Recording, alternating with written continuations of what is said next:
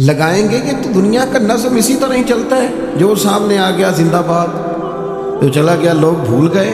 کتنے کتنے نعرے لگے، کتنی کتنی تحریکیں چلی، بڑے بڑے لوگوں نے نعرے لگائے، بڑی بڑی چیزیں۔ کسی نے یہ بھی کہا کہ روٹی کپڑا اور مکان مانگ رہا ہے ہر انسان، یہ نعرہ بھی لگا تھا کہ قرض اتارو ملک سوارو۔ بڑے بڑے نعرے لگے، بڑے بڑے لوگ آئے، بڑا کچھ اس شہر نے سنا، پر لوگ وہ سارا کچھ بھول گئے۔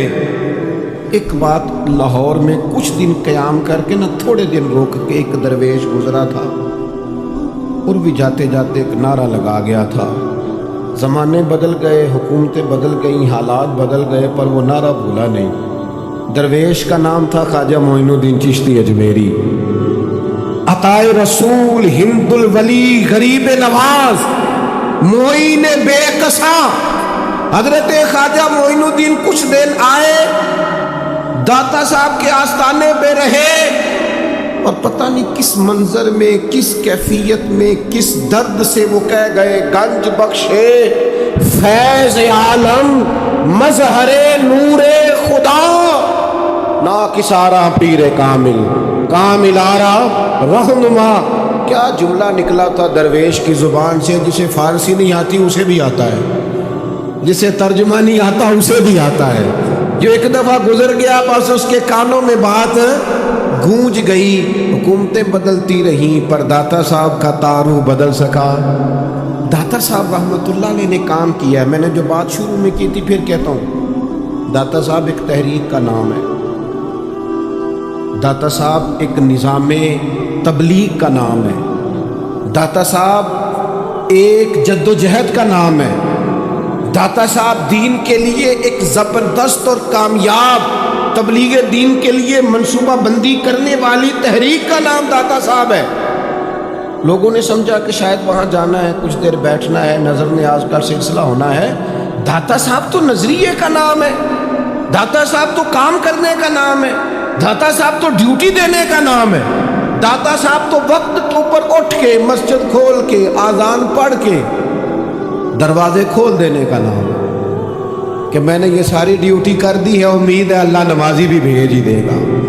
تو داتا صاحب رحمۃ اللہ علیہ کے اس خاص مشن کو سمجھنے کی عادت، آپ غور کریں گے میری بات پر، اللہ تعالیٰ نے قرآن مجید میں فرمایا کہ ہر نماز کی ہر رکعت میں یہ دعا مانگو مجھ سے، اہدنا الصراط المستقیم، یا اللہ ہمیں سیدھا راہ دکھا، ہر رکعت میں مانگو۔ اچھا مجھے ایک بات بتاؤ، جس نے اللہ کو اکبر کہہ کے منہ کعبے کی جانب کر لیا ہے، کپڑے بھی صاف ہیں، جگہ بھی صاف ہے، باوضو بندہ ہے، اور سمت قبلہ بھی درست ہے، نماز کی شرائط ساری پائی جاتی ہیں، کعبے کی طرف منہ کر کے نماز میں کھڑے ہو کے ابھی بھی ہدایت پہ نہیں،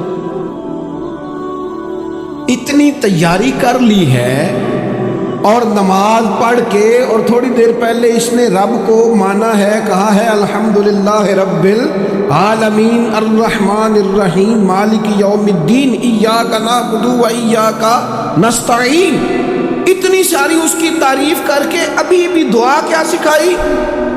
فرمایا تو مجھ سے مانگ، دعا کر، کیا؟ اہدنا الصراط المستقیم، یا اللہ مجھے صراط مستقیم پہ چلا۔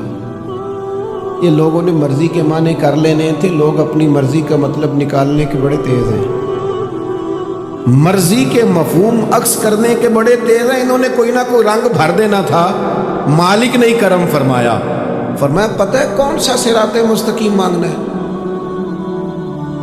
پتہ کون سا صراط مستقیم مانگنا؟ صراط الذین انعمت علیہم، ان لوگوں کا رستہ مالک جن پر تو نے انعام فرمایا ہے۔ ہمیں نا انعام یافتہ لوگوں کی راہ پہ چلا، لوگوں کی راہ پہ۔